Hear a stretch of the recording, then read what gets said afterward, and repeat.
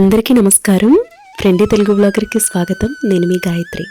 ఎలా ఉన్నారండి అందరూ? నేనైతే బాగున్నాను. మీరు ఇంకా బాగుండాలని కోరుకుంటున్నాను. ఈరోజు అనదర్ బ్యూటిఫుల్ బ్లాగ్ మీతో షేర్ చేసుకోబోతున్నాను. ఈరోజు ఉదయం నుండి సాయంత్రం వరకు నా వర్క్ రొటీన్ మీతో షేర్ చేసుకుంటాను. అయితే ఇక్కడ ఒక చిన్న విషయం చెప్పాలి. మన ఛానల్ని చూస్తున్న వారిలో ఒక 25% మాత్రమే సబ్స్క్రైబ్ చేసుకుని లైక్ చేస్తున్నారండి. మిగిలిన 80% వరకు కూడా సబ్స్క్రైబ్ చేయకుండా చూస్తున్నారు, అలాగే లైక్ కూడా చేయట్లేదు. ప్లీజ్ లైక్ చేయండి. అలాగే నచ్చినట్లయితే, మన ఛానల్ నచ్చినట్లయితే, మన బ్లాగ్స్ నచ్చినట్లయితే ప్లీజ్ సబ్స్క్రైబ్ చేసుకోండి. ఇక్కడ ఉదయాన్నే లేచి నా పనులన్నీ కూడా చేసుకుంటున్నాను. ట్యాబ్లెట్ వేసుకున్నాను, కాల్షియంకి సంబంధించిన ట్యాబ్లెట్ వేసుకున్నానండి. ఇంకా నా వర్క్ రొటీన్ అంతా కూడా ఇంకా స్టార్ట్ చేసేస్తున్నాను. ఇప్పుడు వింటర్ సీజన్ కాబట్టి ఎర్లీ మార్నింగ్ లేచి తెల్లవారుజామునే పూజ అంటే కష్టమవుతుంది. అందువలన నేను సాయం సంధ్యా వేళలో దీపారాధన అనేది చేసుకుంటున్నాను.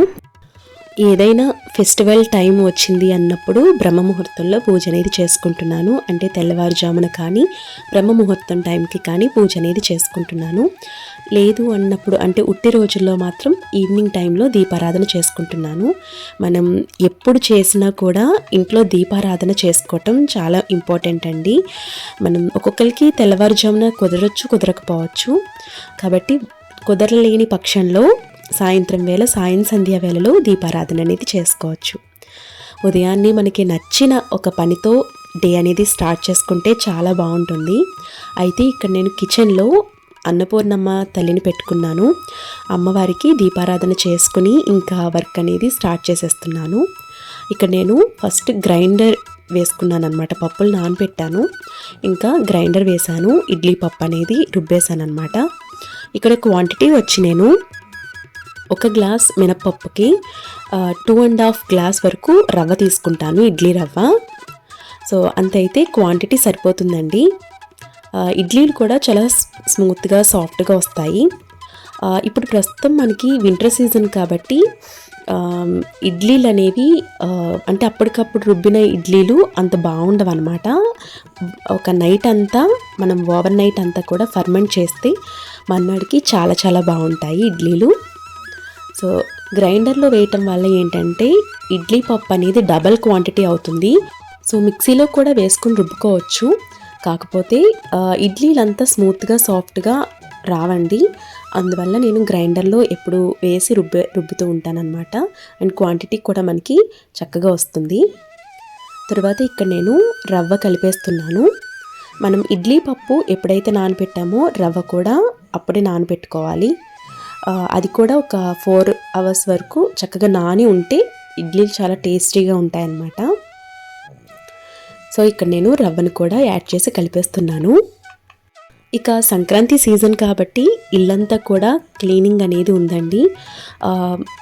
ఆ క్లీనింగ్ అయిన తర్వాత ఇంకా పిండి వంటలకి సంబంధించినవన్నీ కూడా ప్రిపరేషన్స్ అనేవి ఉన్నాయన్నమాట. అంటే మనకి సంక్రాంతి అనగానే పిండి వంటలు, రకరకాల ఫుడ్ ఐటమ్స్ అండ్ షాపింగ్ ఇవన్నీ కూడా ఉంటాయి కదా.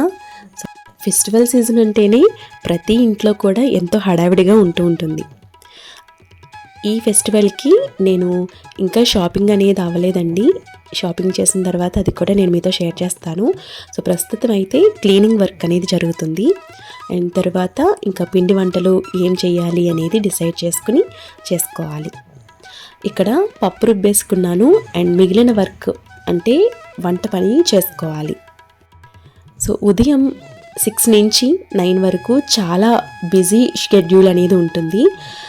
ఎందుకంటే మా హనీ స్కూల్కి వెళ్తుంది, మా వారు ఆఫీస్కి వెళ్తారు, అండ్ నాకు ఒక చిన్న పాప ఉంది నిధి, తన్ని చూసుకోవాలి. ఈ టైట్ షెడ్యూల్లో అంతా కూడా చాలా బిజీగా ఉంటుందన్నమాట. నాకే కాదు, ప్రతి ఒక్కరికి చాలా బిజీగా ఉంటారు ఆ టైంలో 6 నుంచి 9 వరకు కూడా.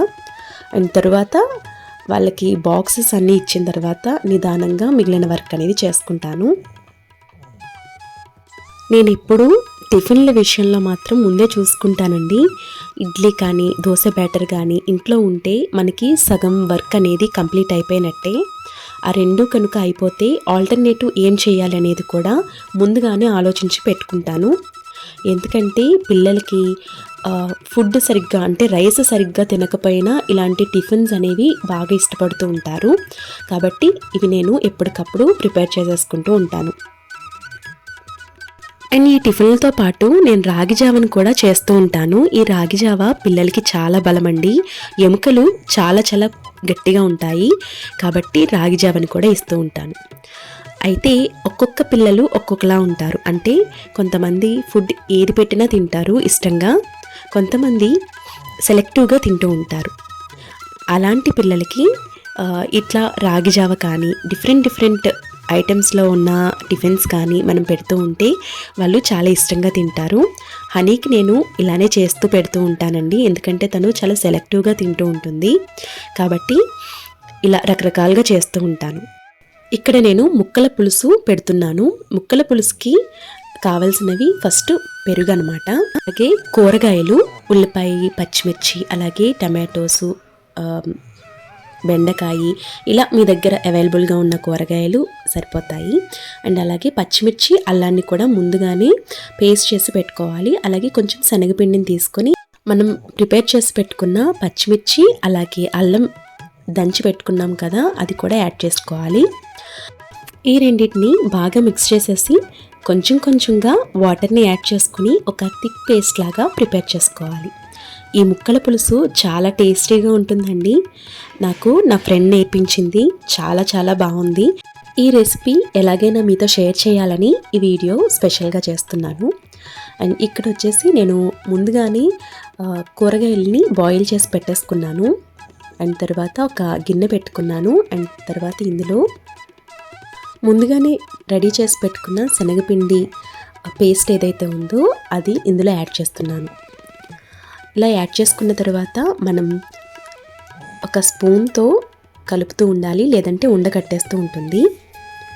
తర్వాత ఇది కొంచెం బాయిల్ అయిన తర్వాత మనం ముందుగానే ప్రిపేర్ చేసి పెట్టుకున్న, ఉడికించి పెట్టుకున్న కూరగాయ ముక్కలు ఏవైతే ఉన్నాయో అవన్నీ కూడా ఇందులో వేసేసుకోవాలి. ఈ కూరగాయల్లో వంకాయ, అలాగే ఆనపకాయ, స్వీట్ పొటాటో, బెండకాయ, టమాటో ఇవన్నీ కూడా వేసుకోవచ్చండి, చాలా టేస్టీగా ఉంటుంది. తర్వాత ఇక్కడ ఒక కప్పు వరకు నేను పెరుగుని తీసుకుని పెరుగుని కూడా యాడ్ చేసి పెట్టుకున్నాను. ఈ రెండింటిని కూడా ఒకసారి బాగా మిక్స్ చేసేసుకోవాలి. తర్వాత కొంచెం చిటికెడు పసుపు యాడ్ చేసుకుని తర్వాత మనకి టేస్ట్కి తగినట్లు సాల్ట్ని కూడా యాడ్ చేసుకోవాలి. అండ్ ఇలా ఒకసారి కలిపేసుకున్న తర్వాత ఫైనల్గా పోపు పెట్టుకోవాలి. ఇక్కడ అందరికీ వచ్చే డౌట్ ఏంటంటే శనగపిండిని మనం బాయిల్ చేసుకున్న తర్వాత మజ్జిగ యాడ్ చేస్తాం కదా, ఇది వేడిగా ఉన్నప్పుడు మజ్జిగ యాడ్ చేయకూడదు. చల్లారిన తర్వాత మజ్జిగ అనేది యాడ్ చేసుకోవాలి. వేడిగా ఉంటే మజ్జిగ అనేది ఇరిగిపోతుందండి, కాబట్టి చల్లారిన తర్వాత యాడ్ చేసుకోవాలి. అండ్ తర్వాత ఇక్కడ పోపు అనేది పెట్టుకోవాలి. పోపు కోసం జీలకర్ర, ఆవాలు, ఎండుమిర్చి, అలాగే పప్పు వేసి బాగా ఫ్రై చేసుకుని పోపు అనేది పెట్టుకోవాలి. చాలా ఈజీగా, టేస్టీగా, సింపుల్గా ఉండే ఈ ముక్కల పులుసు అనేది రెడీ అయిపోయింది. ఒకసారి మీరు కూడా ట్రై చేసి చూడండి, చాలా చాలా టేస్టీగా ఉంటుంది. అందరికీ నచ్చుతుందని అనుకుంటున్నాను. దీనికి కాంబినేషన్గా అట్టకాయ పోపు కానీ లేదంటే బంగాళదుంప వేపుడు కానీ ఇవి వేసుకుంటే చాలా చాలా టేస్టీగా ఉంటుంది. మీరు కూడా ట్రై చేస్తారని అనుకుంటున్నాను. టేస్ట్ అయితే అదిరిపోయింది. ఇక్కడ ఇమడి సిల్వర్ జ్యువెలరీలో కొన్ని కలెక్షన్ మీతో షేర్ చేస్తున్నాను. లాస్ట్ టైం వెళ్ళినప్పుడు నేను ఇమడి సిల్వర్ జ్యువెలరీ కలెక్షన్ మీతో షేర్ చేశానండి. ఇప్పుడు కొన్ని ఐటమ్స్ మీతో షేర్ చేస్తున్నాను. ఇప్పుడు ప్రస్తుతం మనకి ఫెస్టివల్ సీజన్ రన్ అవుతుంది కాబట్టి ఆఫర్స్ కూడా రన్ అవుతున్నాయి. ఎవరు మిస్ చేసుకోకండి, చాలా చాలా బాగున్నాయి ఇమడి జ్యువెలరీ కలెక్షన్, అలాగే ఆఫర్స్ కూడా. అండ్ ఇక్కడ నేను రింగ్స్ చూపిస్తున్నాను. ఈ రింగ్స్లోనే మనకి డిఫరెంట్ డిజైన్స్ అనేవి ఉన్నాయి. కపుల్ రింగ్స్ కూడా ఉన్నాయండి. అండ్ గిఫ్ట్ పర్పస్లో కూడా మీరు దీన్ని ప్రజెంట్ చేయొచ్చు. చాలా రీజనబుల్ ప్రైస్కి అవైలబుల్గా ఉన్నాయి. మనకి 2000కి ఈ రింగ్ అనేది వస్తుందన్నమాట సిల్వర్ జ్యువెలరీలో. సో ఈ రింగ్స్తో పాటు మనకి కడియాలు, బ్రాస్లెట్స్, అలాగే ఇయర్ రింగ్స్ ఇవన్నీ కూడా అవైలబుల్ ఉన్నాయి. లాస్ట్ టైం నేను ఇమిడి సిల్వర్ జ్యువెలరీకి వెళ్ళినప్పుడు అక్కడ వీడియో తీశాను, అప్లోడ్ కూడా చేశాను. ఎవరైనా చూడలేదంటే ఒకసారి చూడండి. ఆ కలెక్షన్ అంతా కూడా మీకు నచ్చుతుందని అనుకుంటున్నాను. ఇవి వచ్చేసి మనకి కుంకుమ బరిల్ అనమాట. అలాగే ఇక్కడ జెంట్స్కి రింగ్స్ అండి. చక్కగా చాలా డిఫరెంట్ మోడల్స్లో చాలా రాయల్గా ఉన్నాయి ఈ రింగ్స్ అన్నీ కూడా. ఇది చాలా డిఫరెంట్గా అనిపించింది. ఈ విధంగా ఉన్నాయన్నమాట. ప్రస్తుతం మనకి ఫెస్టివల్ సీజన్ రన్ అవుతుంది కాబట్టి ఆఫర్స్ కూడా రన్ అవుతున్నాయి. ఆఫర్స్ అయితే చాలా బాగున్నాయి అన్నమాట.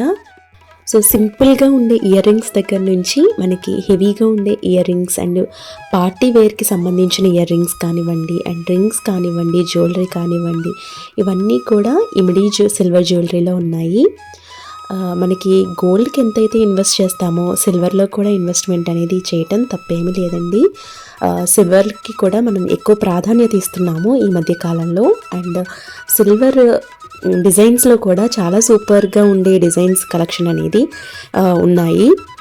అయితే గోల్డ్ తయారు చేసినంత ఈజీగా సిల్వర్ డిజైన్స్ అనేవి తయారు చేయడం కొంచెం కష్టం.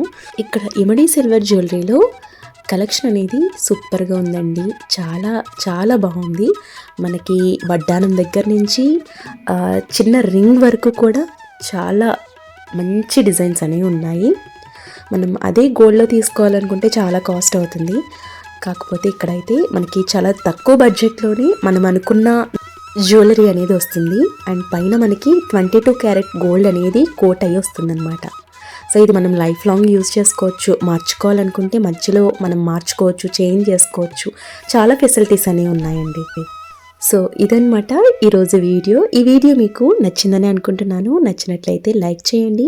మీ ఫ్రెండ్స్ అండ్ ఫ్యామిలీ మెంబర్స్కి తప్పకుండా షేర్ చేయండి. అలాగే మన ఛానల్ని సబ్స్క్రైబ్ చేసుకోండి. Thank you for watching. Have a nice day.